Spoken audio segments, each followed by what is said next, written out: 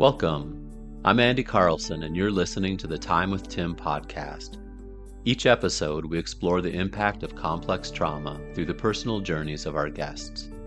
Along the way, we'll connect with experts and individuals who share their unique perspectives, insights, and practical tools to help you on your healing journey. Let's take this time to learn together. Welcome back to the Time with Tim podcast. I'm Andy Carlson, and I'm here again with Tim and Jenna Miscavige. So, Jenna, last time we explored some of the abandonment issues that stem from your childhood growing up in Scientology, and we introduced some tools for grounding and self-awareness. And so we unpacked quite a lot with you, and would like to follow up on that today. So, what's been coming up for you? And do you have any new insights or questions that surfaced as you processed our last conversation? Well, I got myself a feelings wheel. I have that. I have a few of them. I'm going to give them out to people. I'll keep one though. And I got some stuffed animals. That was a priority. And yeah, weirdly enough, in the since the last time we spoke, I haven't felt any big abandonment feelings. But I know it's a trap. I know it's coming. I know I'm not supposed to think like that, but no, I think that almost like in Scientology, they have like a saying that it's like, if you're prepared, it won't happen. Now, obviously it will happen. And obviously Scientology is a cult, but like, it's almost felt like a little bit, well, I guess that's the point. It's like, it is a self-fulfilling prophecy. And so it's like, you actually make it happen. And so maybe it's also not happening because I feel a little more prepared to deal with it. Yeah, what I would say to that is what you're going through is very common. So once you kind of identify and put words to and start to understand an issue, it's almost like the fear level goes down. It's almost like you don't get triggered as much because you know what's going on now. You know what the underlying subconscious dynamics are that are working inside of you. And so there's not as much that can get triggered just because you have a greater understanding, which reduces your fear, because now I don't have to, I'm not walking in the dark anymore, which adds to my fear. I have a certain amount of illumination now that takes some of the fear away. Does that make sense? Yeah. Yeah. And also I feel like I have some tools too that are that makes me feel safer. Yeah. And I think the other piece to that is, so fear of abandonment's all kind of cortex or limbic brain. But now that you're understanding it, you're in your cortex. You got tools now. You're in your cortex. You have an understanding, yes, I was abandoned then, but I can have a relationship with myself now. I can take care of myself. I'm not going to abandon myself. So the cortex is helping you already deal with that limbic brain stuff. Yeah. Yeah. No, that makes so much sense. There was another, this is just a rant. I had something else specific I wanted to talk about, but there was one thing that was just sort of a random thought that I had. But when we talked about tools last time, you talked a little bit about mindfulness. And I only recently realized, because mindfulness seems like something that's like, oh, of course it's good to be mindful. But I realized it is actually when you're being triggered, you are getting triggered out of the present into the past. And so actually mindfulness has everything to do with healing. It's not just getting exercise. Not that exercise is bad, but it's actually the exact sort of solution. It's the opposite of being triggered. Very much. And so to me, mindfulness kind of for a little while got this very narrow focus, and it was almost gimmicky. And it's like, no, mindfulness is so much bigger. Mindfulness is coming out of trauma. Your main way of coping, if you can't fight or flight, is you got to dissociate, which means don't be mindful of what you're feeling. Don't be mindful of your emotions. Don't be mindful of your pain. Escape the present. And so, I never put that together, that dissociation is sort of the opposite of mindfulness. Exactly. So the last thing I want to do in trauma is be mindful. Because then Yeah. what am I going to be mindful of? Pain, emptiness, frustration, helplessness, hopelessness. Who wants to be mindful of that? Let's get out of here. So now you're beginning to be mindful of all of that you're feeling in the present, but you're also now mindful of the tools you have. You're mindful of, I'm not a little child anymore back there. I'm an adult now with support, with tools. I can get through this. So your mindfulness now in the present has a positive thing, whereas mindfulness for a child in the past was all negative. That is so true. That is such a good point. Because, like, mindfulness almost is like happiness. And, well, like, when I compare it to, like some days I'll be like, oh God, I have to do this today, I have to do this today. But, like, when I really stop thinking about, when I stop thinking about all the catastrophes that I'm sure are going to happen, and I stop thinking about how hard things have been, like when I look at how things really are, I'm like, wow, I have so much freedom and I have so many opportunities. And why do I forget this every day? Like, why do I? And yeah, it's just, that's so interesting. And I'm glad that you put it in more context that dissociating is the opposite, because I really had to actively all the time dissociate as a kid. Like, even just like reading a book at night was like a world that I could think about the whole day, so that I didn't have to do like boring or difficult or things that were hard, or so I didn't break down. That's cool. That makes sense. Okay, so what I sort of had in mind to talk about this week is something, if you feel like it's interesting too, but it's something that I've sort of dealt with my whole life, which I still deal with to this day, but it is about like sort of growing up as the niece of the leader of Scientology. And basically, like, there were many things that were harder about it, and then there were some things that were easier about it. But I guess, like, the thing that still happens to me today all the time is that my entire life, not necessarily because of my parents, but everybody, every other adult who dealt with me was basically always would tell me that person's only your friend because of what your last name is. That you think you're important, but the only reason anybody would ever listen to you is because of who your uncle is.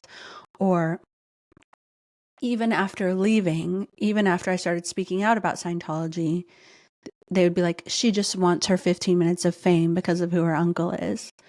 And even now, like, critics or like haters, whatever you want to call them, jerks, but who say things are like, the only reason anybody listens to her is because of who her uncle is. And it's so twisted, because it's like, my uncle is like, essentially, just to take a moment of black and white thinking, is essentially a villain. And like, somehow that is a reason to listen to me, his niece. Like, but I know logically that it doesn't make sense. It's just, I've heard it like nonstop. Anytime I was even bad, or it was like, oh, you thought you could get away with this because you're Jenna Miscavige.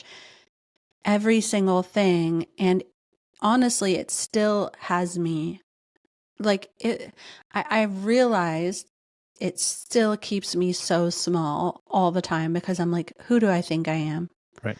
Like, why would anybody listen to me? So I have to always give this explanation about why I should be listened to, or. So I think this is going to be a very interesting discussion, Jenna, and I think it's an important discussion. So there's a whole bunch of things here to unpack, but the first thing to me is, because of your last name and your uncle, you weren't seen for who you were. You were seen through the lens of your uncle. So nobody ever saw you. They always saw you as some form of your uncle, some extension of your uncle. So you never had your own identity in anybody's mind. You were always the niece of. But secondly, and this to me is the more important piece, what they're doing is really a shame response. So what does a person do who feels I'm a nothing, I don't have any value, I'm no good? Well, you name drop. You get in somebody else's shadow and you kind of become the moon to their sun, and they reflect off of you, and you get a little bit of limelight because of who they are. So, and then you kind of, once you name drop, you create entitlement. Well, I'm connected to them, so I'm entitled now. So I would suspect that everybody kind of within Scientology is very much shame driven. It's a shame culture. Mm-hmm. So Yeah. they're expecting you to be shame driven, and they're expecting you to use your uncle as a name drop to get you entitlement, to get you extra privileges, to get you so you get away from having to go through consequences, all kinds of things that they're expecting you to use because they think you have the same shame. Does that make sense? Yeah, that does make sense. So they're projecting really onto you kind of what they would do. But then, having done that, they're basically assuming that about you, but now they got to knock you down to size. Now they got to make sure you know that name means absolutely nothing. And they got to... Yeah, and it's such a conundrum because they're like saying it means something, and that's how I get all these. And then they're saying it means nothing, and I'm like, exactly. And that's, to me, the conundrum to me would be within them. They're trying to say it means nothing, but yet they're afraid to do things to you because of your uncle. yeah, and they're mad about it. Like they're mad that they know that it means nothing. So but yeah. So to me, they're assuming you're acting out of shame. You're using your uncle for all kinds of things to build yourself up, to get away with stuff. So they're knocking you down to size. They're punishing you when you have not done anything. They've just assumed that's what you're doing. And it's really their own issues that are causing them to do all of that. But, so the third thing, and this is what comes out of all of this, so I was raised as a pastor's kid. So you're raised as the niece of Miscavige. So everybody growing up, they go, oh, you're a pastor's kid. Oh, pastor's kids, blah, blah, blah. And it's like there's an identity that comes with that, that you have to shake off. You can't shake off. It's just, it follows you around. Yeah. Expectations are different of you. People look at you differently. And so I was very thankful that my mom and dad never made a big deal that we were pastors' kids. They treated us like any other kid. They didn't expect us to live by different standards. That was wonderful for us. But I saw so many other pastors' kids that hated it because they were expected to be perfect. They were expected to always respond certain ways. And they eventually just rebelled against it all. Like, F all of this, I'm going the opposite direction because I hate this whole identity that's being forced on me. I'm going to be an individual, and the only way I know to be an individual is to be totally different from what they expect. Yeah. And so it leads to really almost a defiance in people. Does that make sense? Yeah, totally. It's sort of like what we talked about last time. It's like almost like you're trying to do the opposite and be like, they're not controlling me, but it is controlling you. Yeah. And I think where I always want people to go is to eventually get to the point where, so to me, it's like, okay, I'm a pastor's kid. I can't change that. I don't have to be what others expect. I'm not trying to meet anybody's expectations. I'm going to figure out who I am, and I'm going to live out my authentic self as best I can. And if others don't like it, that's their problem. That's not my problem. But I'm not going to either conform or rebel as my way of dealing with this identity problem. I'm going to, you know what? It is what it is. I have to figure out who I am and live that out. Yeah. That's easier said than done. Well, of course, because like everyone who, like in Scientology, everyone who I would meet, they'd be like, oh, I hate her. Like they'd be like, she's obviously entitled, like she's a brat, like she's horrible. Or they would be like overly nice. And then, but still, like, I always felt like my friends were my real friends. You know, a lot of times with kids that I grew up with together, it's like they don't care who I am. We've been together since we were babies. I did the same work they did. We did the same school. We had, but then like people later, like executives would be like, oh, they're not really your friend. And it was just so confusing. And it's like, and then even other people, even now, they'll be like, well, people will want to use you for this and that. And it's like, I was like, is this true? Like, I like don't care. Like, I'm very clueless. Like, I don't think I am, but maybe I just don't care. Like, I'm like, they won't really get anything exciting out of me. Like, what will they find out? Like, that I really like interior design? I don't know. So a couple thoughts on that. So what I came to understand early in my own journey was people that really care about me want to know my authentic self. They don't care that I'm a pastor's kid. And I think that's what you found. True friends get Yeah. past the image, get past all of the titles or whatever that's been put on you, and they just want to know you and they don't care about that stuff. What's interesting to me though is that the people in administration in the organization, they said that they're not your true friends. So they're trying to plant doubts in your mind about their friendship. They're trying to plant doubts in your mind about their motives, which to me says more about the administration's issues than it does about your friends or you. And they're still trying to punish you and ostracize you from everybody because they resent, and they're probably jealous of you is what it boils down to.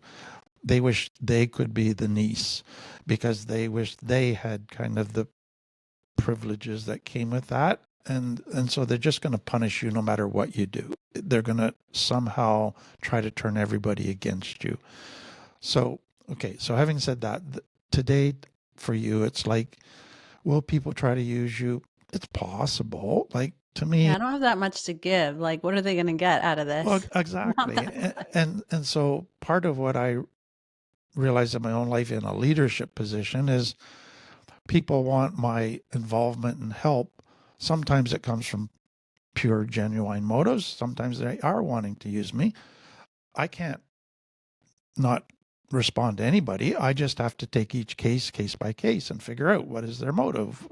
Is this somebody I want to help? Is this somebody that's genuine? And if I find out their motive is just to use me and it's, I don't really want to be used with this person, put up a boundary.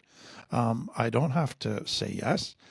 I can stop that. But with others, I find the majority of people, it's just a very genuine, hey, you're doing good work. We want to be part of what you're doing. We want you to speak to this.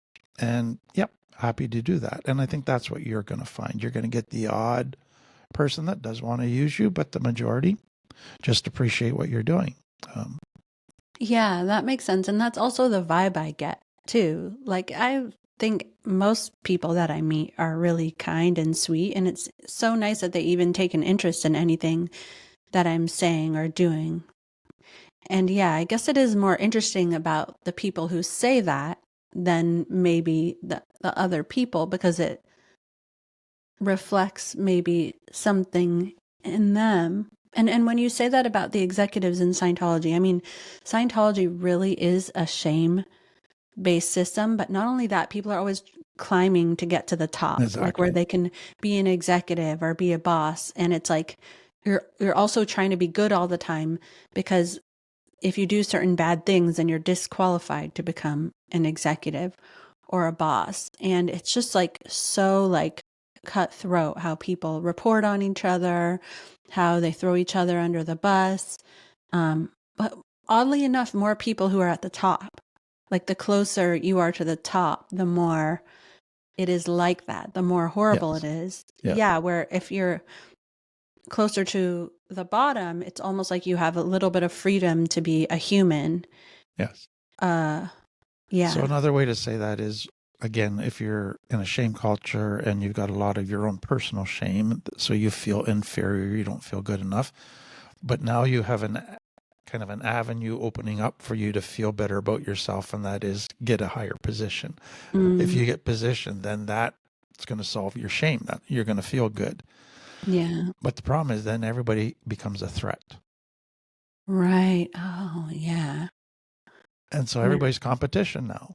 So I can't have intimate relationships with anybody that are open and vulnerable because they might use that against me. So I have to be guarded. I have to have my armor on. I have to have my guard up because everybody's a threat. And so basically what it creates is a very dangerous culture where I could get hurt. I could get knocked down a peg at any moment.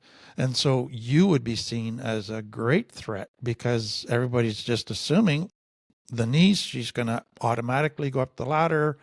Doesn't matter how hard we work. She's just entitled to the position because of blood and all of that. So you're the ultimate threat, so then the other piece to that is you can only attack the threats through either legitimate means, so report on people, that's encouraged, that's validated. Yeah. It's enforced. Or be passive aggressive. You can't be outright cruel, but you can be subtle cruel. Yeah. And especially with children, you can get away with it. So, because you're their authority figure. So it becomes a very passive aggressive kind of culture where everybody acts nice, but there's all kinds of, it's a walking through a field of landmines, because all of a sudden you could step on anyone and it's going to blow up in your face because somebody's saying things behind your back, somebody's pouting a little bit, somebody's twisting the truth a little bit about you, somebody's spreading some gossip about you. And it's like, oh my God, this is what happens all the time. And I'm the least competitive person in the universe. Like, and maybe it's because I didn't have to be. I don't really think so, but because I just think, but I don't compete with other people. Like, I let other people be the boss if they want to be. I won't do anything that I don't really want to do, but I was never in that competition. And I never saw, like, because in Scientology, we're also taught that we're spiritual beings who live lifetime after lifetime. No being can be the parent or child of another being. So they're sitting there making this big deal about this person being my uncle, which to me is like a worldly thing that doesn't exist. There's no line of succession. Like, it's not like I'm going to be the king someday or something like that. And it's like, if you're a good Scientologist, you wouldn't even be thinking that. Exactly. You wouldn't be thinking that at all. So it's also this, and so I wasn't thinking that. Like, I wasn't thinking that I was more important than anybody at all. I feel like I went out of my way to be nice to people. I mean, not all the time. Sometimes I was an obnoxious person, but that's literally because of me.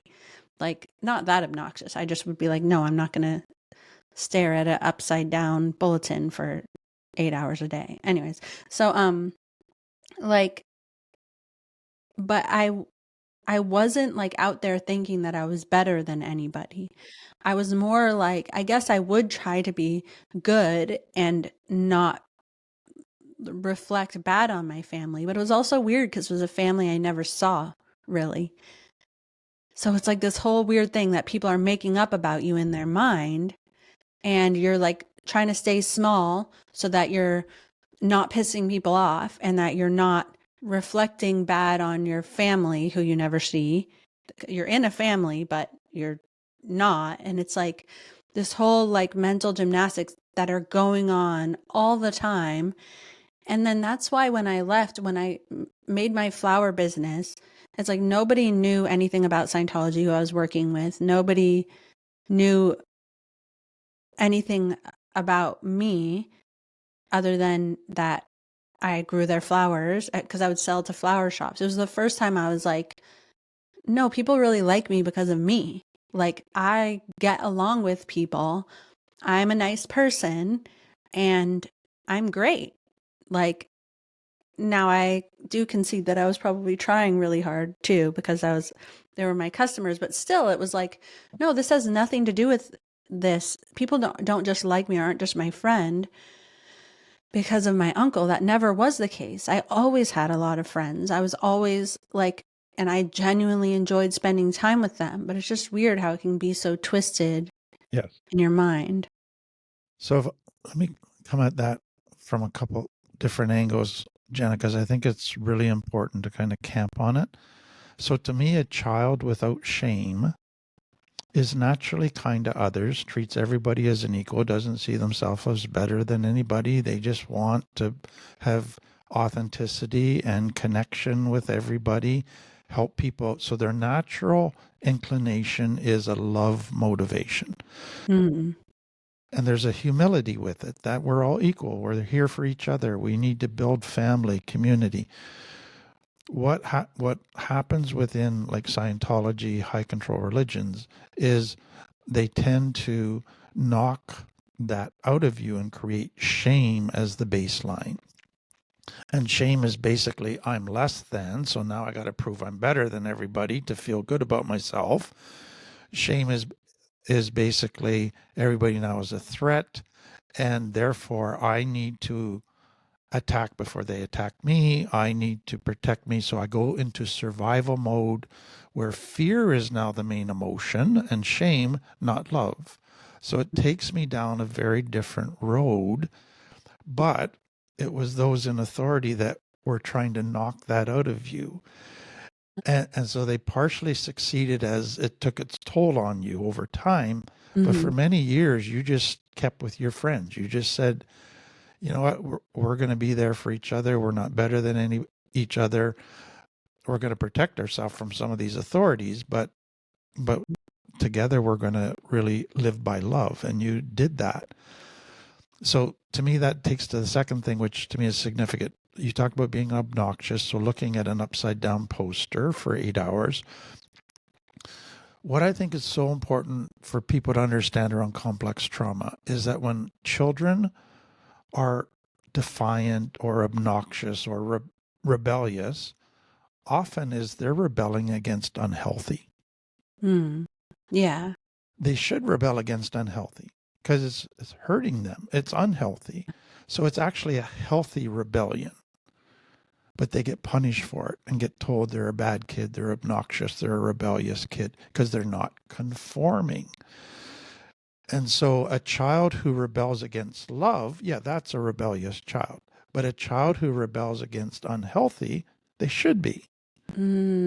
Yeah. Yeah. It's so interesting, the mind thing. Yeah, but if you get then told you're rebellious, you're obnoxious, blah, blah, blah, and you go, yeah, I am, but you don't realize, yeah, it's because I'm rebelling against unhealthy and I should be. Yeah. You begin to go, maybe I do have a problem here that I'm a rebellious, obnoxious person. You take it out of the context of why you were doing it, and you just start to see that as part of your identity, or they give you that identity. So now you're a problem child. Now you're kind of a bad kid. Yeah. When really, no, you're actually a really good heart in an unsafe environment where you're getting asked to do lots of unhealthy things and you're saying, no, I'm not gonna. And so that's, to me, so important to understand, is that a lot of your rebellion was actually very healthy. Yeah, that's so true. And it's so weird how I don't recognize it, but instead because I do know it logically, but then I still I'm like, but it must be true because so many people said it. And then I'm like, spend years of my life trying to breed out the parts of my personality that is anything like that, like to the point of becoming a different person that isn't really serving me. Like, yeah, where I'm like trying to be so nice or so chill, which I'm not chill at all. And like just because otherwise I was like really worried about just being a bitch, basically.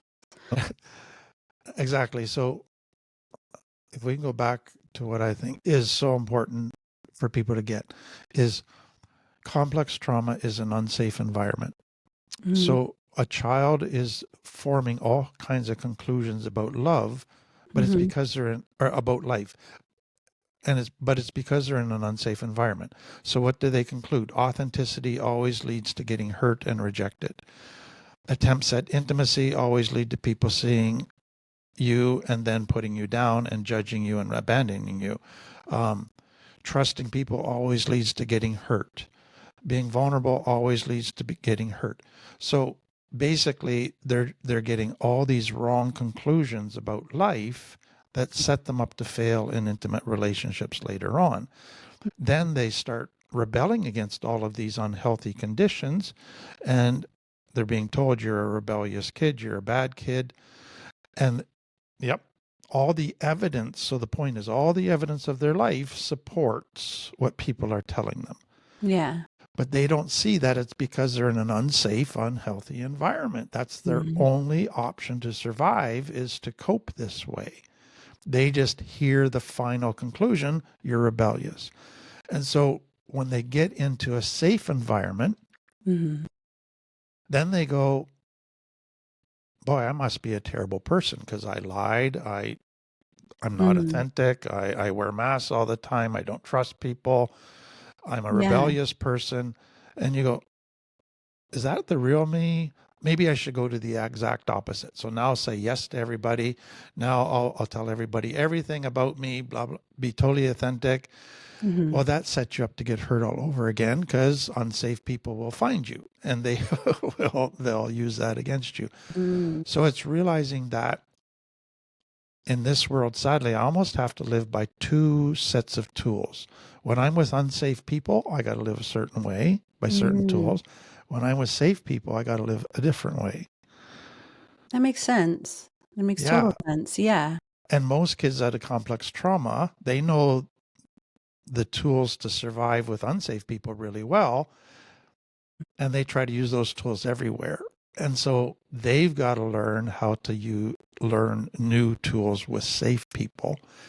And that's hard because you've developed a belief system that says, don't be authentic. All of those things that if I start being authentic, it triggers fear. If I start being vulnerable, triggers fear. If I start trusting, triggers fear. So to me, you're learning that second set of tools and the new beliefs that go with it. And it's slow and it's not easy, but as you learn it, you begin to realize kind of, okay, so I'm not that rebellious kid. I'm actually a very loving, giving kid, but I do rebel when stuff is unsafe, when stuff is unfair, when stuff is not healthy, and that's good. So you're able to start kind of making distinctions between healthy rebellion and unhealthy rebellion. Yeah, right. Yeah, it's so true. It's interesting how in Scientology, the people who they say are safe are the ones that aren't safe. And then those people say that the people who are safe are unsafe. They're like, it's just like another trick that confuses you. So you're like, I should trust this person because they're an executive. They have done lots of Scientology. They work with people who are high up, and they're like the biggest liars of all and the biggest manipulators. And that's how they got there. And they're also driven to get there because they probably have the most shame. Exactly. Yeah. So two things with that. So number one is what happens with any kind of organized system like Scientology or religions is they begin to define healthy by the wrong definition. So the credentials of what makes a person healthy aren't really healthy credentials. They got a good position. They're very influential. They're charming. They could be a pure narcissist. They could be an evil narcissist and liar, but they've jumped through all the hoops to reach the top. So everybody says, wow, they're wonderful and they're safe. So they use the wrong credentials. And so it's so important for people to begin to learn what are the true credentials of what makes a person healthy and safe. But the second thing is the gaslighting that happens. So everything in your world from since you were a little child was distorted. You were given a distorted picture of reality, that this is what healthy is when it's really was quite sick, that this is who you are when that wasn't an accurate picture. Everything was distorted but presented as the truth. Mm-hmm. And then you had hundreds of people that all were in positions of authority that agreed with it. Yep, that's the way it is. That's the way it is. Yeah. So as a little child, you're going, okay, I guess I'm the one that's wrong. I guess I'm the one that's not seeing it accurately. And you try to twist your brain to match the distortions. Yeah, and kids are good at doing that. But to untwist it now is the challenge. And to begin to trust that I am seeing it accurately. Yeah. Yeah, that's crazy. And it's like you've been doing it that way, kind of seeing things through like basically like a kaleidoscope of filters. And it's the whole time you're growing up. So your mind, your brain has like formed itself in that way almost. Yeah. And what I say to clients all the time is you're like your brain is like the best gymnast in the world. You can turn it into a pretzel. Just to make it fit whatever you need it to fit to get everybody happy. Yeah. That's interesting. I bet you that's like a big part of why I overthink like basically everything. Because if something doesn't have to be overthought, I'm like, well, that was like, that was too easy. Like we have to double check and make sure and see it through a million I must have different missed filters. something here. Exactly. Yes, exactly. What do I have to change in my mind? When you were saying the last thing that you were when we were talking about like people who raise to the top of things, like I know that we all hear of this like dislike of authority, or that it's like a common thing that people have. And obviously, I feel like anyone can understand why. I mean, I guess they've had like a bad authority previously in their life, but is it sort of inherent in authority that maybe like people who are in authority or who have risen to the top, is there a part of it that maybe makes them a little bit, by the way, I don't think that people who are in authority are bad or anything like that, but is there a little bit of a part of them that where they had to be maybe a little bit more narcissistic or a little bit more shame driven than like that, just the average person? I would say, so to me, there's two pieces to that. So there's a lot of people in leadership that don't abuse authority. But most people from complex trauma who then have lots of shame, they're number one drawn to leadership because they think it's going to solve all their shame issues and make them better than everybody. Yeah. And they can have control too for once in their life. Then now they can finally get what they want and get their needs met and get people to respect them, etc. So when they get there, then they tend to abuse it. So it's like the temptation to abuse power goes up greatly as soon as they get power. And so that's why, sadly, what we're seeing in the West is more and more organizations, especially religious organizations, are attracting and accepting narcissists into leadership. So they're drawn to it. They want to get into leadership. And then a whole bunch of shame-based people like, oh, he's so charming. He's such a wonderful leader. He gets so much done, all of that. So let's hire him. And then the damage they do is overwhelming. So sadly, most people coming with complex trauma have issues with authorities because all of the authority figures in their life have been abusive.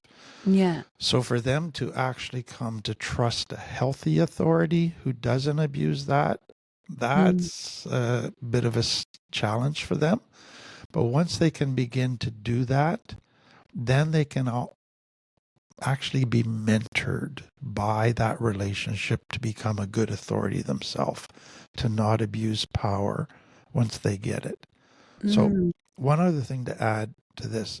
So a lot of people, when they think of authority and what we're talking about, they think of somebody kind of in a company, in a church, in an organization who's in a leadership position. But the most common and most powerful place of authority is a parent in a home. Oh, that's so true. Yeah. And that's where most people from complex trauma tend to abuse their authority once they become a parent. Yeah. Okay. Yeah. And I guess teachers too, though. Exactly. Yeah. And Yeah. that's why complex trauma becomes generational, because the kid with complex trauma finally becomes a parent. Well, now I'm the boss. Now I can get what I want. Now I can set the rules. Yeah. And then they create complex trauma in their children.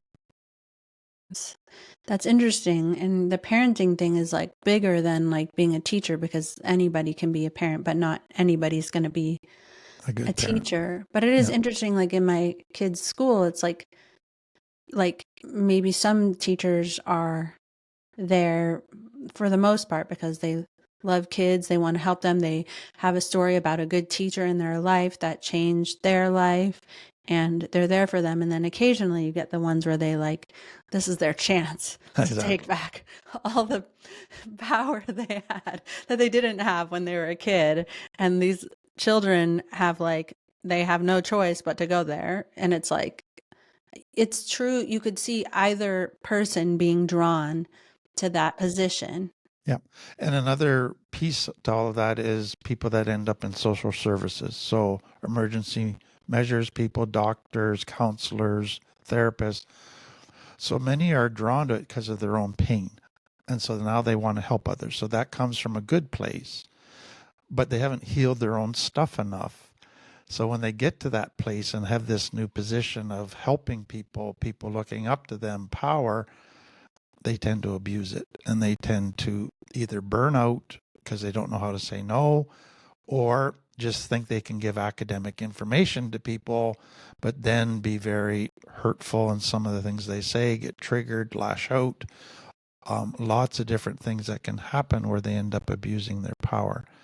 And so, yeah, it's sadly so many people who are drawn into helping people end up hurting people because they haven't dealt with their own stuff. That is so interesting. It's like this attraction that if the complex trauma was dealt with, then they would probably be the best person. Exactly.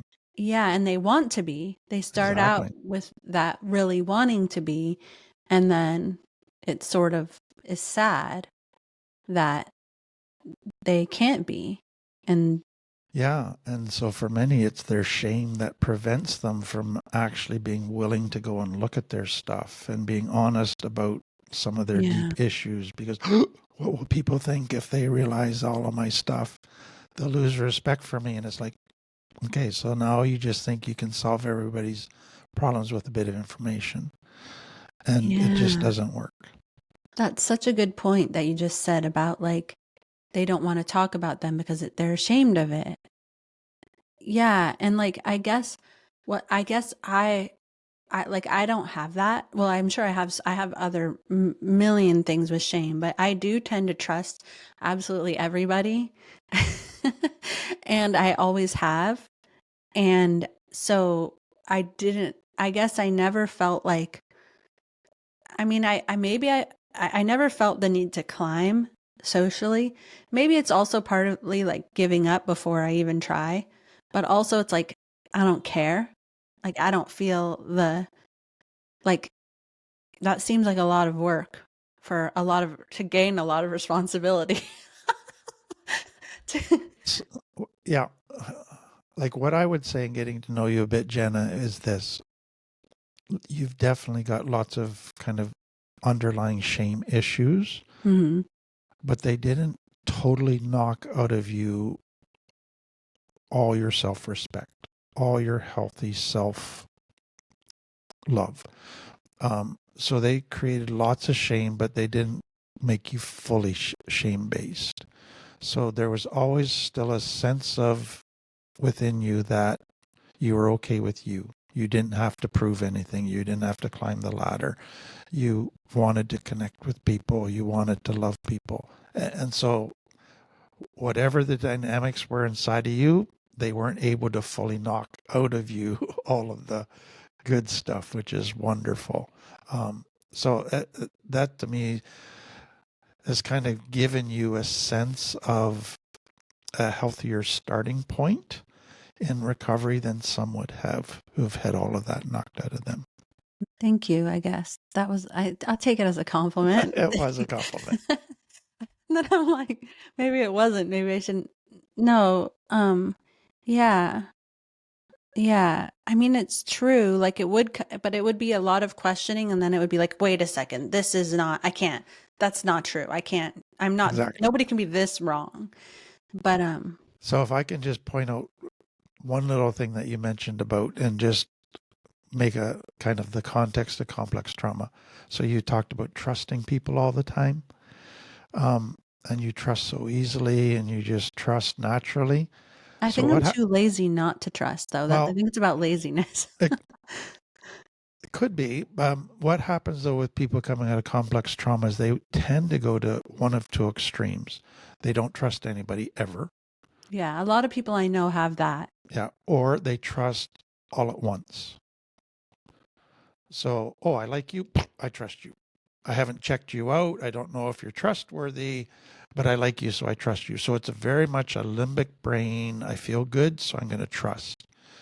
And they typically set themselves up to get hurt again and again. But that's just their go-to is I like you, I trust you, totally. Yeah. And so it's really, for both people, it's learning what healthy trust looks like. Yeah. That you got to find out if a person's trustworthy. And then you gradually trust them a little bit, then a little bit more, then a little bit more. If they prove trustworthy, you trust them a little bit more. And you gradually grow to fuller and fuller trust of a person. So it's a very much a gradual progression. Yeah. So anyways, that was just a sidebar. No, that's really true and interesting. I've always trusted people since I was a kid. Like I always was like open and like was like wanted to be friends with people and like enjoyed being friends with them. But when I think about it, like some people in authority, people who present themselves to be better than other people in a way that doesn't even make logical sense. Especially like coming out of Scientology, like some people, there like some people came out of Scientology and then there was a whole group of people who did Scientology but not connected to the organization. Or there's like there winds up being certain leaders and I just naturally have a distrust of that. Like I'm like, that has nothing to do with me. Like, and I guess, I think that that's probably healthy though. Yeah. Yeah.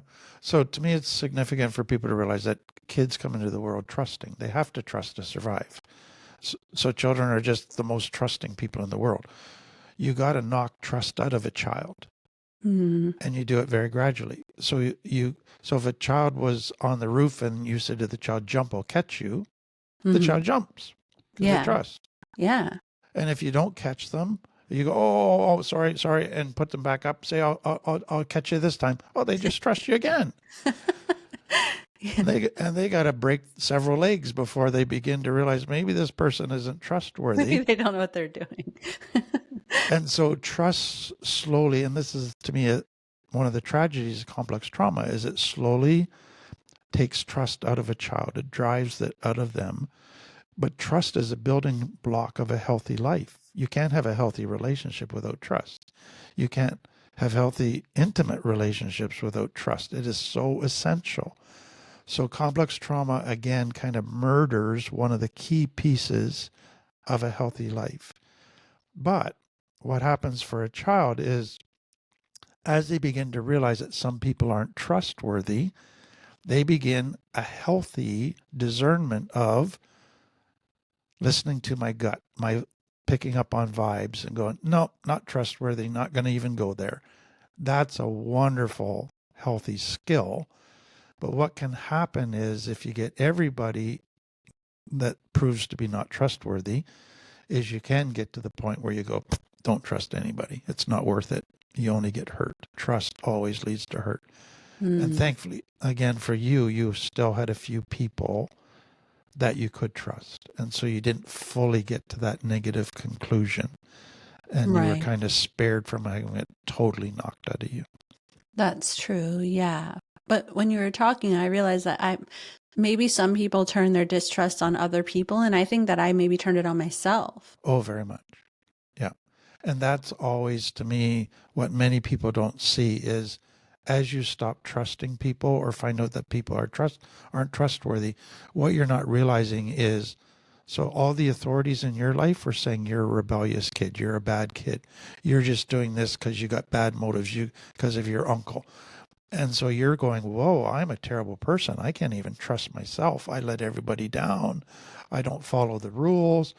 So you stop trusting yourself. And then when you feel helpless to change your situation, to improve your situation, to fix the problems of your life, you go, yep, see, I can't even trust myself because I can't do anything. Yeah. So you stop believing you have agency to bring change about. You stop believing that you can make a difference. You stop believing that you can even help yourself. And so you stop trusting yourself. And so part of recovery for most people is they got to start to gradually learn. The place to rebuild trust is starting to trust myself again. And that means I got to show up for myself every day. That means I got to be reliable and keep promises to myself. And that's an important part of their recovery. Wow. Yeah, I feel like that's like a big thing for me. Like more than trusting other people. It's like, and that's interesting because I was going to ask you, like, well, how do you get to trust yourself more? And you essentially said, well, be reliable to yourself. Yeah, and another piece, like, I don't know if you've ever done this, but most people coming out of complex trauma, one of their ways to try to get acceptance and get people to like them is they promise more than they can actually deliver. So I they went through that for many they years. promise all kinds of things, but then they promise to yourself, I'll change tomorrow. I'll do better tomorrow. And then you're breaking all your own promises to yourself. So you're over promising even to yourself what you're not planning to do. And you're letting yourself down repeatedly, which leads to guilt, which leads to even more shame, which leads to hard on yourself, punishing self, all of those things. And so it's forgiving self, accepting this is where I'm at. And then let's not promise ourselves 100 things because that would be too much. Let's start with just promising tomorrow I'm going to do this and stick to it and gradually build trustworthiness to yourself. That's such a good point about not over promising to yourself. And then you instantly go into the, oh, I'm a piece of crap because I didn't do that. Because that's 100% what I would do. And that's 100% how I would speak to myself. And I remember my therapist once being like, you should not speak to yourself like that. And I was like, yeah. I was like, it works, by the way, but until it doesn't. Exactly. And another piece with that, and I don't know if you've done this, but I think probably you have, is what some people don't realize when they start making promises to themselves is they set unrealistic standards for themselves. So tomorrow I'm going to run 10 miles. Well, you could hardly run 1 mile, so don't promise 10 miles. And tomorrow I'm going to meditate for 2 hours straight. Well, you can't do that. You can only meditate for 5 minutes straight. So they set the bar way too high. Yeah. And then, of course, they can't keep the promise to themselves because it's unrealistic. And so when you make promises to yourself, you got to make sure it's a realistic thing that is in your ability to do. It makes sense because recently it's like I did what you said without knowing it, and it worked, but it's good to isolate why. Because when I first started my YouTube channel, I was like, I need to do videos. And I wanted to do my YouTube channel very much, but I was like, you need to do videos. And I was like, you need to do one every day, or you need to do one every day, or else you're a piece of crap loser and you suck. And then it would be like, I wouldn't do it. I would just get all worked up in my head. I would be too nervous. And then I would be like, you're such a loser. All you have to do is make one video, and you can't even do that. You literally have no excuse. You had all the time in the world. You just didn't do it because you're weak and a literal loser. This is what I would tell myself. And then usually that would work with my business or other stuff. It'd be like, I'd be like, no complaining. I was like, no excuses. That you have no excuses whatsoever. Everything you say is just like, but no, it's all lies. Get to work. And that it wouldn't work. Like, it would not work with me doing videos. And finally, after a lifetime of doing this, essentially, I was like, well, I now have to admit that that doesn't work because I have no videos. So that's the proof. So if I'm smart and not just in the business of trashing myself only, then I have to realize that I need to try something else. And so I was like, okay, what's a smaller goal that I could do that I think that would be realistic? And then I was like, okay, do videos with somebody else. That makes me feel more comfortable. And even if, yes, it's not where I want to be, it's not where I'm going, but I can do that. And maybe if I do it a lot, then then the next step will seem easier to me. And so it's exactly what you said. And then now, like, yeah, I'm not great, but like when I look back on how I was feeling a year or more ago, I'm like, wow, I did this and I'm really proud of myself. And like when I go to do a video, I feel a lot more natural. And once I get into the flow of it, than I did. And it's because I did like, so then next I was like, okay, just answer one question per video. And then that was like the first videos I did myself. I just answered one question. It was much smaller and it just worked so much better than saying what a piece of crap I was, which was like my go-to. Exactly. And yeah. So if you look at kind of it's actually a shame cycle. So shame is, I don't feel good about myself. I don't like myself. I don't feel good enough. So the answer is to accomplish stuff. But then I set the bar too high and I can't meet it. I feel overwhelmed. I procrastinate. I don't do it. Yes, Then procrastinate. Then I beat myself up. Well, what does that do? It feeds shame. So shame sets up these loops, these cycles to feed itself. And it looks like it's going to solve shame, but it actually ends up feeding shame. The other piece to me is they did, I think it was over 200 different studies of what brings about lasting change in people. And so everybody from complex trauma thought, well, you beat yourself up, you put yourself down, you shame people. Obviously. You tell them how much of a loser you are. That's going to motivate you to change. And what they found is it does for a short period of time. But then it never makes you feel better. And so eventually it stops working and actually makes it worse. And so it seemed to work temporarily, but it actually doesn't work. It actually makes it worse. And so then they went, okay, what does bring lasting change? And just about every study showed the same answer: having compassion with yourself and realistic standards. Be kind to yourself, encourage yourself, set realistic standards, make it doable, enjoyable. And for a person from complex trauma who's beaten themselves up all their life as their main way of motivation, go, that's a dumb idea. That's weakness. That's me being a suck. And it's like, no, that's what actually works. So that's what you've learned. Yeah. And it's interesting that procrastination too was like a big part of it. And it's all more shame stuff happening. It's like, I want to do this. Why can't I? But yeah. And it's weird that that same thing like works even on everything, like where you're doing it incrementally, compassionately to yourself, just like on eating better. And it's like, if I miss a day or if doesn't mean that my life isn't over. Like I can pick up where I left off. It's like these extreme ways of thinking things. It makes sense that they work in like an emergency situation, or like, but they are not sustainable forever. Exactly. Yeah. Because you just get so beaten down. You go, what's the point? I'm a loser. Yeah. I can't do it. Exactly. Yes. So quit trying. Wow.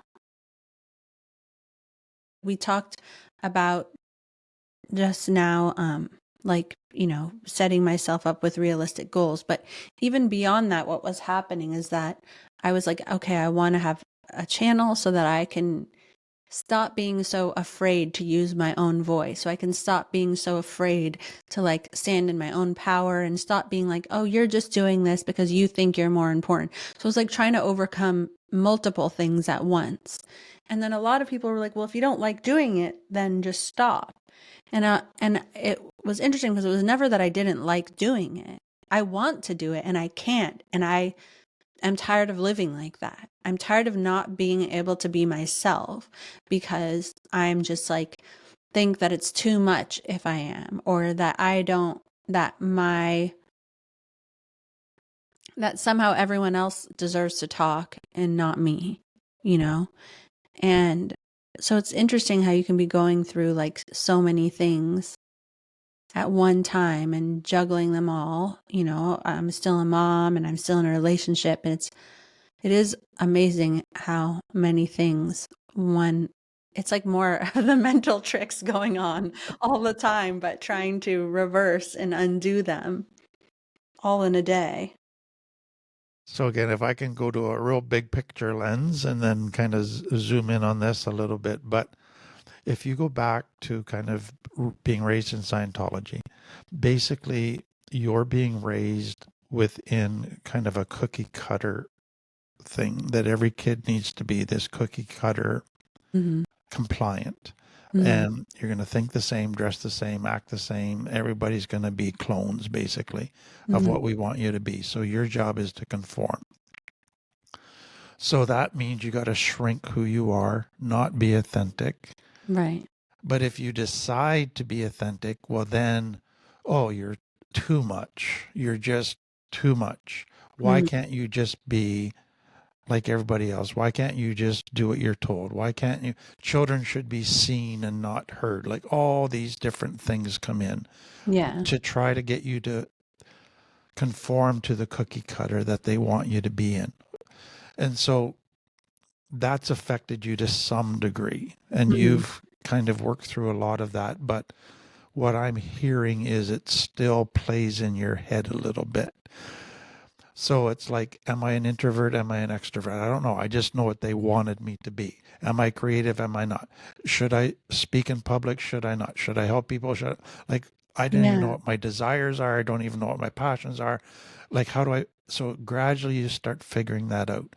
But then as you go, okay, I want to start a YouTube channel. Then you hear all the old voices. Oh, you're just trying to be out in the spotlight, little Jenna just not wanting to conform, little Jenna trying to be too much. And it's like, okay, wants all the attention for herself. Exactly. That's what I would get So told, even since I left. It's like, oh, you just want attention. Yeah. So you go, is that true? And so part of what happens to me is this. It'd be really easy to answer that question if it was 100% not true. So if my motive was 100% pure and I had zero self-interest, I could quickly disregard that. Right. Yeah. The problem is I don't know one human being that has 100% pure motive 100% of the time. Yeah. Or a human being who doesn't want attention some of the time, you know? Validation, needing attention is a human good need. And so helping people, serving people is a human good need. It can be misused, but it's a good need. So that's where the overthinker can go to, okay, is this 64% pure motive and 36% bad motive, or is it 66%? And you start going over and over, trying to get it all sorted out in your mind, as if you can think your way out of it. Right, right. And the reality is, I know that basically there's going to be some impure motive stuff. I can't just stop that. Right. But basically there's a pure motive here. And people can try to say it's not pure, but I know it is. And I know I need to keep growing, and I know I need to keep refining my motives, and that's going to happen over time.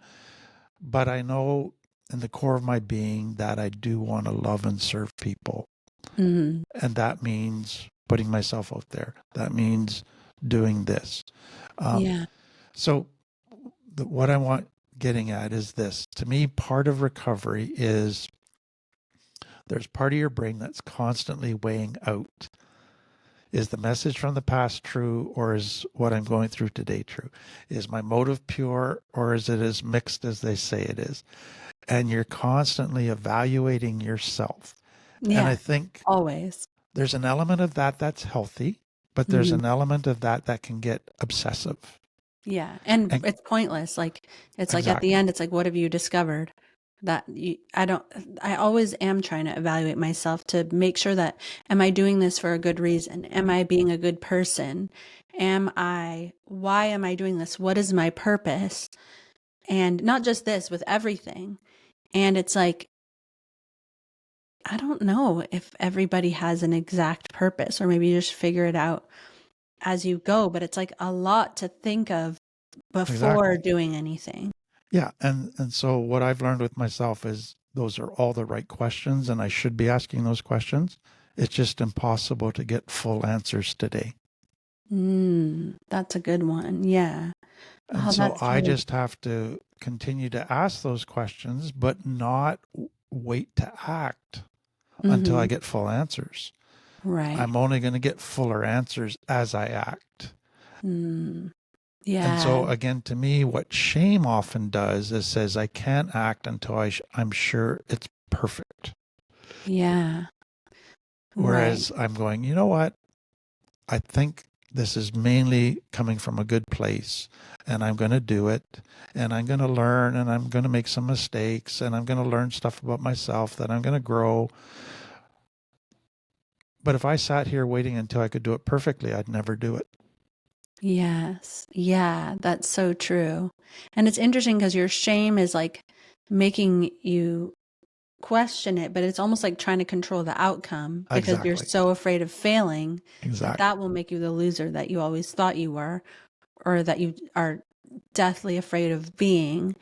And the truth is that, like, you may do something and you may wind up through discovery being like, this isn't for me, Yeah, but I'm glad I tried. I would have exactly. regretted not trying. I would have thought about it for the rest of my life.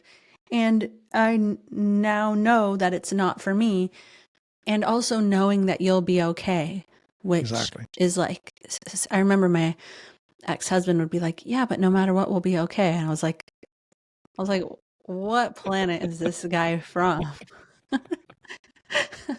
Like, who thinks that everything will turn out fine? But it's like, he is right. Hopefully he doesn't see this. But it's true. Like, what's the worst that could happen? You know, it's like many of these things are very unlikely. And it's like interesting to sort of come around to that after now being divorced and like, you know, because there was a part of me that was also like, oh my God, I was like so afraid of financial insecurity, even though we were fine the whole time. I was so afraid that I was like doing this other business and trying to make it be so successful and take care of the kids, and no balls could be dropped. And it was all out of this fear of Exactly. like security Exactly. that was not a problem, but it could be. And Exactly. it was really hard when we first came out of Scientology, really, really hard. And it was hard, like, not to have anybody really there for us and people rooting for us to fail. So it really was hard. And I was so afraid of my kids. Like, now we have kids. Like, if that happened, then that would be so scary. And like, and so I was so afraid of it. And then he would be like, no matter what, we'll be fine. I was like, that is not the answer that I'm looking for. That is not the attitude that is going to get us where we need to get. But it actually is. Well, for him. Andy, did you have any observation questions that you wanted to add? Yeah. I like that last little bit, that no matter what, we'll be fine. Because I think that's one of the realizations that you come to in healing when you begin to trust yourself. And when you can trust yourself, you start to trust that you'll be okay, and that you start to trust that the relationships you have, when we start choosing healthier relationships or have healthier relationships, we're more likely to be okay. And so no matter what, we'll be fine. Is It's one of the things I've used on my own healing journey. I really liked, just a couple minutes ago, as you're talking about your YouTube channel. Um, we're gonna need to take like the 5 minutes out of there because I think that's such a great example of kind of that healthy attitude of what learning looks like. Because I'm gonna try, I might fail. Well, then I learned that this is what it was. Here's what I liked out of it. Here's what I didn't, and now here's the next thing that I'm gonna do. And I think you really had a good like perspective on that. Thank Um, you. It's all in words. I'm trying to do it in actual life. It's, mhm. I made it sound good in words. No, you did, and I think that's probably a really great point too. Is we start with the intellectual, where we have that awareness and the understanding, the words, and then we move it into the kind of the embodiment, into the physical, our actions and how we feel about it. Yeah, okay, good. Because that, yes, because I feel like I'm saying something that I haven't fully done yet. And so, but Mm, that's the hmm first like step is realizing it and trying to live that through. Yeah, yeah. It's like that knowledge and then following the knowledge. Like Tim talks a lot about words versus actions, feelings versus actions. Mm, Um, but I think especially when he talks about like love, like love is this action. You take this action, you repeat this action, and then later maybe the feeling will come that you realize that you love yourself, that you've been mm, taking these healthy actions for yourself for a while. mm. Yeah, that makes sense. It's almost like you're building a little habit, Mm, and hmm that on a day by day basis, it doesn't really seem like you've accomplished anything. And it's just like nothing to like write home about. But then after a year goes by, you're like, hmm oh, wow, this is a big difference actually. And then it like also gives you hope for the future. Yeah, you're building up those patterns and the behaviors. Yeah. That makes sense. I do have you talked a lot about kind of other people's thinking is how I describe it.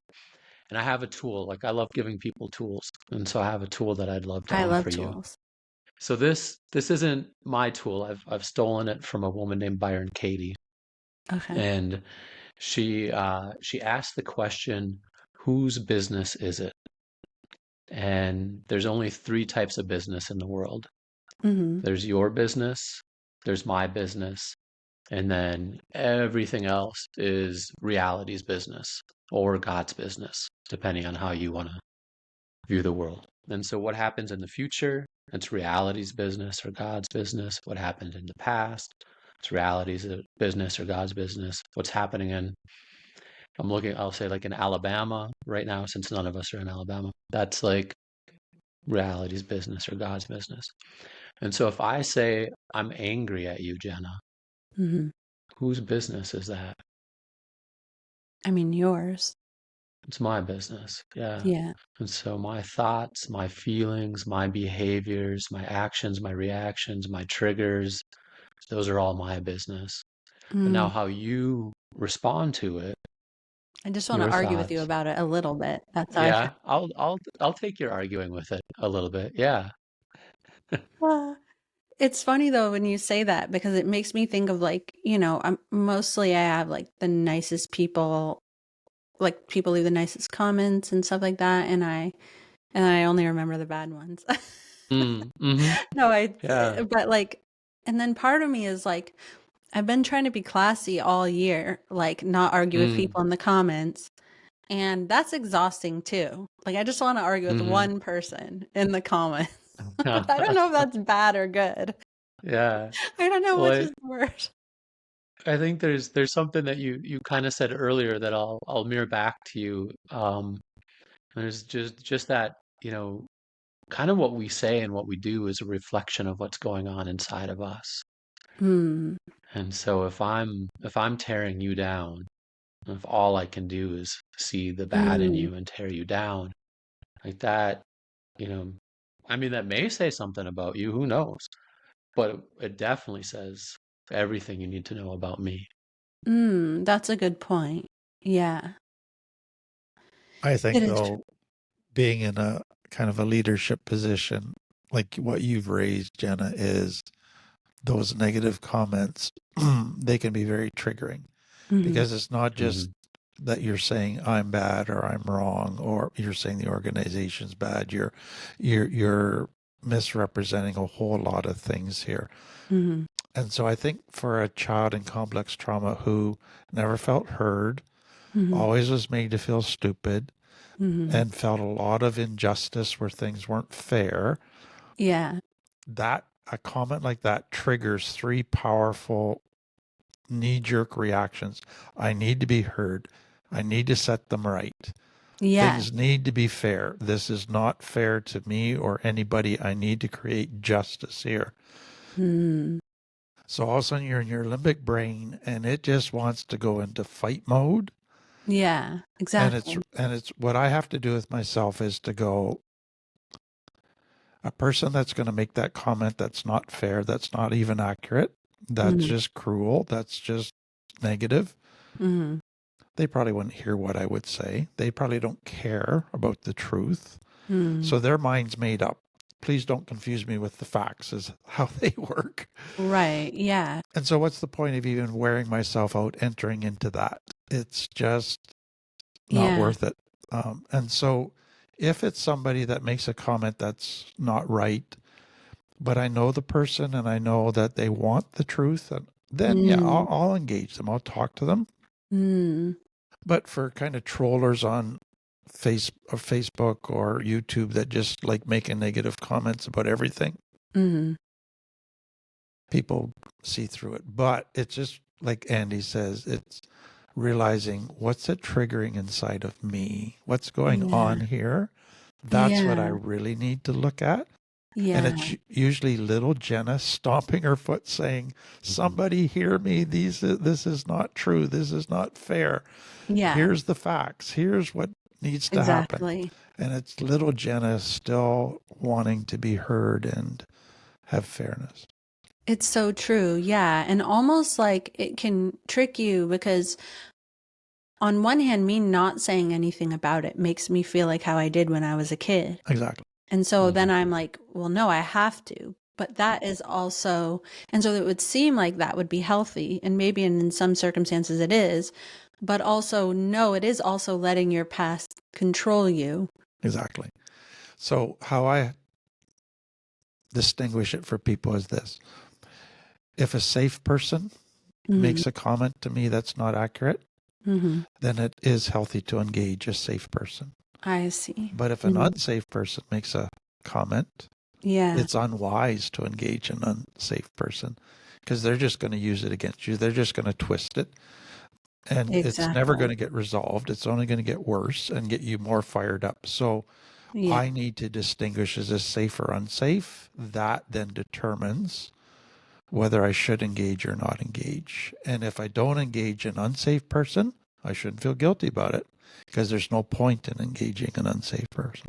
Right. That's so true. Exactly. The unsafe person will use it to, like, once you speak to them, then they'll feel entitled for you to continue to respond, or they'll say if you don't respond again, then it's because what they said is really true, and it becomes this never-ending thing and manipulation. But no, that really makes sense because there's something that is triggering about not responding to it, but it actually doesn't mean that you should then respond to it. It means that you responding to it is like a reaction that Exactly. is not in your best interest. Yeah. So that's to me where you go to, I need to take care of little Jenna who's feeling not heard again, and Mm. that this isn't fair. This is a distortion, and comfort her and make sure she knows that I hear her and I understand. Yeah, that makes sense. That's a good answer. Thank you. Yeah, that actually brings up something else that I was thinking of too. You talked about, when you're talking about the comforting of little Jenna, Mm. um, you talked for a little bit, and when you're starting your channel, this part that's kind of trashing yourself and beating yourself up too. Um, one of the things that's important is to recognize that that's a part too. And then that's a part that, like Tim talked about, where we can like be self-compassionate with ourselves. And so one of the things is, that we learn to recognize is the adaptive nature of the child. And so we talked about growing up in this unsafe environment, the complex trauma. And so the most beautiful thing about a child is that a child can normalize anything. They can adapt to anything and make it seem normal, make it kind of seem okay. Mm-hmm. And so we have all of these, what we'll call today, like negative emotions, bad habits, maladaptive behaviors. Uh, One of the things that, like, when we do the parts work, when we look at it, is that every single one of those was adaptive at some point. And so Mm-hmm. it helped you to survive, even if just one more day in whatever environment you were in, or with whoever your caretakers or your authority figures were in your life. And so when we kind of like really start working with the parts and looking at the parts, that little child, that wounded little child, that the one that's like really obvious, like it's easier to give that one the care and the grace and the love.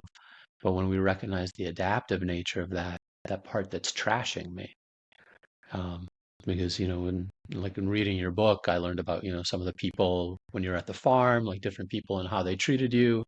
Mm-hmm. um, if the adults in your life are trashing you, you learn how to act that way to avoid them treating you that way. And so there's this Right. like little part of Jenna who's learned to beat up other parts of Jenna Yeah. in order to move herself forward or to get things done. It's true. Yeah. And not even to have shame about having that because you're using it because it was literally probably genius at the time. You were Exactly. very, Mm-hmm. it was the best solution It was to, trying to protect you. yeah, Mm-hmm. exactly. Yeah. And so that's why what Andy's saying to me is so beautiful, and that a lot of those parts of us now, like that negative part of me that beats myself up, that rebellious part of me, they were trying to protect me. And so the response now as an adult is when they kind of, that negative part comes out where I beat myself up, it's not to, oh, I'm such a terrible person for beating myself. So I beat myself up for beating myself up. And it's an endless Yeah. loop. It's just to go, thank you for trying to protect me. I'm okay. Mm. I don't need to go down to beating myself up. I can be compassionate. Oh, yeah, I see. And so you're saying like there's the little Jenna, but then also be compassionate to the one who's beating her up because it's you. But it's like for a reason, but it's like Right. you don't have to be so vigilant anymore. Right. Like we're not in Mm-hmm. that danger. So when Andy talks about little Jenna, then parts work. So that's internal family system. So it's basically you've got hurting little Jenna, then you got all of these little coping strategies that developed Mm-hmm. to protect little Jenna. So she lies, she's just defiant, she gets really quiet, she doesn't put herself out there, she beats herself up. Those are all now called parts Mm. I that are all see. trying Okay. to protect you. So they're parts of Jenna trying to Mm. protect the very wounded Jenna. I see. Does that That make makes sense? sense. Yeah, they're like coping mechanisms. Exactly. Mm. Exactly. Oh, there's so many there. Yeah. And that's why we say that for most people with complex trauma, you have 50, 60, 70 different ways of trying to survive, coping mechanisms that became Mm-hmm. Yeah. part of who you are, that all came, like you said, they were genius in the time because they Yeah. kept you safe, they protected you. But Mm-hmm. now in adult life, they sure are messing up your life. It's true. Yeah. And they really are creative. Like they really are. It's like you're outsmarting yourself a little bit, which is hard because you are yourself, you know, it's your, Yeah. So if I can just to take what we talked about last week and break it into this internal family system. So internal family systems has broken the parts, all your coping strategies into two categories. So they have your managers and your firefighters. So oh, your someone managers, mentioned this to me. So your managers are your kind of your distorted little cortex brain as a child, thinking that if I'm never authentic, if I always wear masks. So it's coming up with these grand strategies to keep yourself safe. Okay. Then your firefighters are what comes out when you feel abandoned. All of a sudden, oh, somebody's going to abandon me. There's a fire. The whole house is going to burn down. Now I come out and I lash out. I go into fight mode. I go and I threaten and I do all kinds of things. So your firefighters, they come in when you're in full limbic brain trigger mode. I see. Okay. It's like emergency. Yeah. So what begins happening is your firefighters actually now get very frustrating to your managers because they keep burning the house down. They're trying to stop the house from burning down, but they're actually burning the house down. Yeah. Yeah. And it's like, would you guys smarten up and get with the program and quit doing what you're doing? And now you got this internal conflict going on inside of yourself between your cortex and your limbic brain. Oh my God, I can totally relate to that. That's like the story of my life, kind of. Yeah, and it's like, why do I keep doing things that I regret? Or why do I? And it's like, it's your firefighters, I guess, but they are working with unworkable systems or systems that no longer work for you. And so they aren't able to soothe themselves, or they're just failing constantly. And it's like a spiral. It's where you start spiraling. Yeah, and they might have put the fire out, but they basically doused the house with so much water, the house is ruined. Exactly. So Yes. Yeah. they've done damage to everybody else. Yeah. Just in putting the fire out. So they overdid it. Right.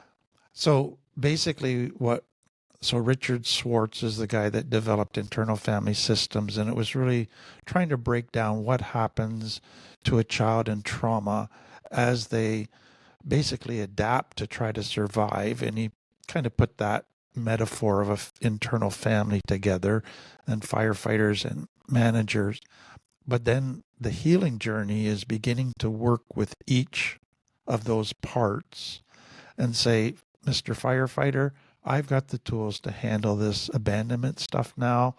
I'm going to give you your walking papers. Thank you for your kind work and all that you've done to protect me, but I can take care of myself.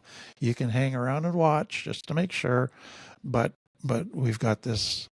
And so you begin doing that as you learn tools, as you gain confidence that I don't need all of those protective parts anymore. I can take care of myself. Oh, that makes a lot of sense. And that's a good way to talk to yourself when you get really, really angry. But I understand that it has to have the part of you have to be able to handle it. Like, Exactly. yeah, or at least have more tools or feel like you can handle it better without the need of those things. And then you can believe yourself, because sometimes people say things that you should say to yourself at a certain time. And it's like, yeah, but I know that I'd be lying. Exactly. And that's always what I'm checking myself for. Like, is this, yeah, I'm just lying. But it doesn't have to be a lie. It can just be like a slow, patient process of building up the tools, and then it's not a lie. And even if you don't have everything built up, which you essentially never will, it's like you still believe that you're working on it, and you still believe that maybe you can give another system a chance, or maybe you want to try it and halfway. And if it works a little better, then you'll try it again, maybe. And that goes back to what we talked about last time, about that reparenting of yourself. So now you become your own parent, and you comfort yourself, and you talk to yourself, and you coach yourself and encourage yourself. All of the things that you didn't get as a child, but now you have to give to yourself. Yeah. That's cool. That makes a lot of sense. And it feels like it will lead to relief in the future, even just like dealing with things in a more calm way and learning how to reparent myself, and becoming better at it. Because even like for my own kids, like I think that I was like maybe better at it when they were little, and now they're teenagers and it's like a whole other thing. And I'll be dealing with that with myself too, you know? So, but it's like the most important thing you can really do in life. So it's literally just for nobody's, I mean, it's for everybody's benefit, but it's your own benefit to build up these tools and to get better at it. It's Exactly. something worth like putting your all into. Yeah. So just another way to say all of that, like to me, one of your deepest longings and passions is to love your kids well. But what you're realizing is that you can't love your kids well unless you love yourself well and take care of yourself and meet your needs and heal your wounds.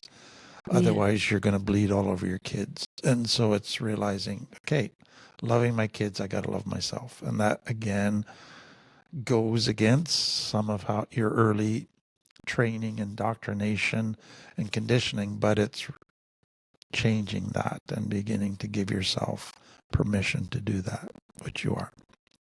Yeah, and it's interesting, like my life has kind of forced me to now. And also it's like you almost maybe have to learn how to love your kids through loving yourself and seeing what works and what doesn't. Exactly. And you can flip that. Often you learn how to love yourself by loving your kids. That's true. Oh, that's what love is like. Oh, okay, I better do that to myself. Yeah. And I feel like maybe early on it was more that way, and now it's turning more this way. So one other, just kind of camping on one thing you said about your kids becoming teenagers, and it gets more challenging. So to me, just so I'm not saying this is true, but I think it's for you to process through it. So if you go back to what we said earlier, a big part of how you were raised within Scientology was the cookie cutter approach. So the child needs to fit the cookie cutter, accept the cookie cutter, be compliant, conform. And little children are good at that. Little children want to be accepted, want to please you, want to make you happy. So they will sacrifice their individuality in order to please you. So the problem is, as they get older, they want to become individuals. Yes. If you haven't come to realize, maybe I was sliding into that cookie cutter and I liked my kids when they're little because they just conformed to what I wanted and were compliant. Now they're starting to demand some individuality and I'm getting a little bit upset and wanting to get them back into a cookie cutter. Then you go, oh, don't want to go down that road. Right. That's not who I want to be. Yeah. Yeah, that's going to do a ton of damage if I try to force them back. So then the danger becomes, okay, it's not cookie cutter, but they still need boundaries. So boundaries are separating healthy from unhealthy. So I want them to be healthy, which means they need certain habits, they need certain routines, they need to eat well, they need to take care of themselves, they need to have their needs met, they need to avoid certain types of behaviors, certain types of things that are going to mess them up. So I need some boundaries for them. But that's my job as a parent, is to help set boundaries. But as children get into their teens, they're going to start to push boundaries. Because their friends, well, they go out and smoke a joint all the time. They go out and party. They go out and sleep around. So why can't I? And it's, And so now you're not trying to fit them into a cookie cutter. You're trying to keep them within healthy boundaries, but realizing that you have to sometimes let them learn by going out of the boundaries and living with the consequences. Yes. Oh my God. That's such a big one. Even, yes, that will be So hard. it's realizing I have a certain amount of influence and power, but I can't totally control. Right. So I have to know where my influence ends and where it turns into me trying to control everything. Yeah. And thankfully, the universe has built in consequences that will take care of stuff that I can't control. But that's a huge challenge, is to realize I got to go from a cookie cutter approach to a boundaries approach. And that actually adds challenges to parenting. I have always been very, I think, good at or cognizant of my kids being individuals, just because I was like always just raised wearing a uniform, was like always totally cookie cutter. And so I feel like I've been good at that. And also I'm like, I'm, I, I have not had a lot of boundaries, like meaning like I'm pretty, like for some reason, I don't know why, I was very much like, I'm like, I guess I would see people with their kids in stores and they'd be like, don't touch this, don't touch that, don't touch this. And I was like, well, I mean, obviously it's like kind of annoying that they're touching stuff, but they're not really breaking anything. And so I'm not going to say no unless I have to. And so then when I would say no, my kids would, they respected me. Like Exactly. they knew that I Exactly. wasn't trying to control them, that this wasn't about power or anything like that. And when I told them I wanted them to do something, I would tell them why. And it wasn't necessary for me to make them because they were Exactly. good, you know? Exactly. And I think that more now it's like I'm becoming a full-time chauffeur. But yes, but still like, so now you're right. It is different though, because they'll be pushing back at certain things. And I'm like, oh my God, I gave you all of this like freedom. I've always trusted you. Can you please trust me now once? And that's, so it's like, something I already did, but maybe I have to relearn now and put in some boundaries, which I never did because I was kind of anti boundaries for myself. Like, it's like, okay, I can drive you 5 places today, not 10 Exactly. for my own health. Exactly. Exactly.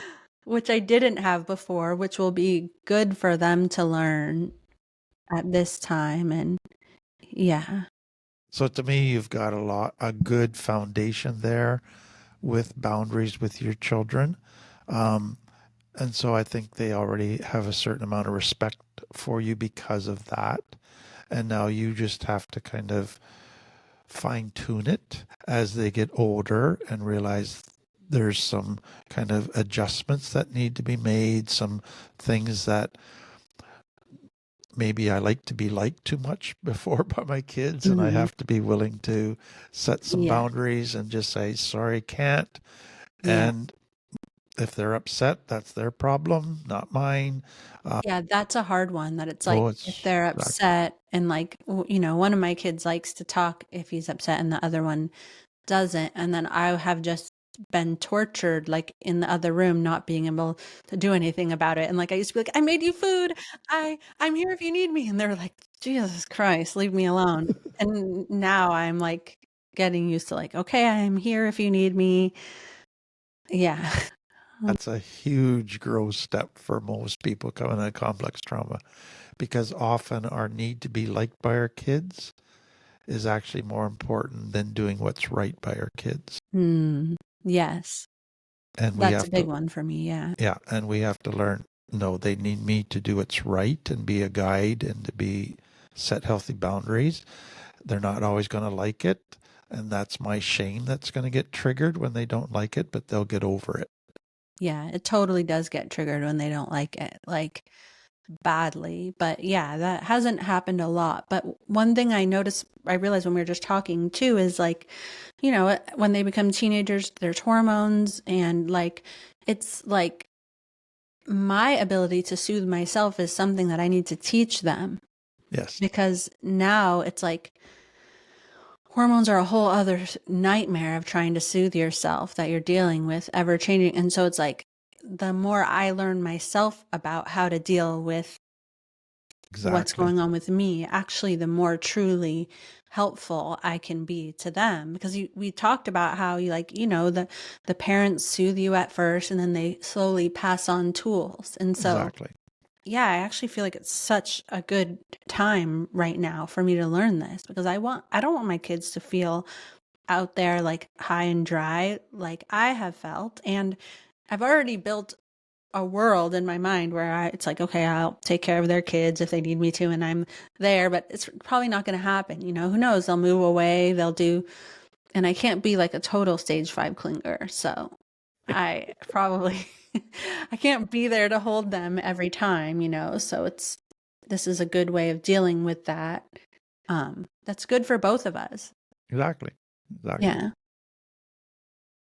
So we have Yeah. one session left, Okay. and we'll see where you want to go with that. We'll leave it kind of again up to you to come with questions. Okay. So to me, like we've explored a lot of your past, and we've done a bit of exploring of your present with what's going on in your life, kids, relationship stuff. So like we can go in either direction, both directions, wherever you kind of want to go. And then Andy will always bring his very practical tools to the table, which is wonderful addition. So Yes, I love it. Okay, I'm excited. I'll come up with something good. I'm going to save all my best questions for last. very good. Thank you, guys. Thanks so much, Jenna. Thank you for joining us on the Time with Tim podcast. If you'd like to share your own experiences or have questions, feel free to email us at podcasts@timfletcher.ca. Want to learn more about complex trauma? Subscribe to Tim Fletcher's YouTube channel for past lectures and his Friday night Tim Talks. You can also connect with us on Instagram, Facebook, LinkedIn, and TikTok. Looking for more support? We offer programs and courses to help with healing complex trauma and recovering from addictions. Visit timfletcher.ca to learn more or send us an inquiry. We're here to support you. Until we meet again, take care and thank you for letting us be a part of your healing journey.